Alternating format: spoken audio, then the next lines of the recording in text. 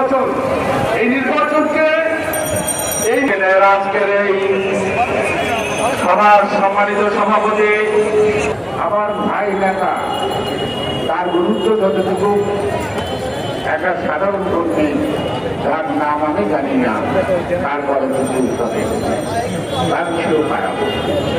তাই কারো নাম পাঠ করবে, কারো নাম বলবো, সেই দিকে না যায়। আমি শুধু একই কথা বলবো, আমাদের দেশটি বেগম খালেদা জিয়া সকল রাজবন্দী শুধু বিএনপি নয়, এই গণতান্ত্রিক আন্দোলনে যারা অথবা 7ই জানুয়ারি ওই আমি স্বামী পরকামী যে নির্বাচন করছে বা সমকামীদের, সেই নির্বাচনে যে সকল রাজনৈতিক দল অংশগ্রহণ করেছেন, যারা কারাবন্দী হয়েছেন, তাদেরও আমরা মুক্তি চাই। ক্যামেরা আছে, ওরা যে কাজ করতে পারছেন, একটু বসেন, হয় বসেন, নাহলে পিছনে যান, এটা একটা হতে হবে, এটা ফেলে দিতে হবে।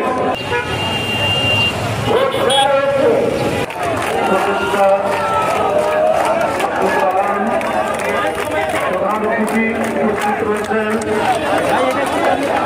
এই বন্দী ভক্তির এই প্রতিবাদ সভায়।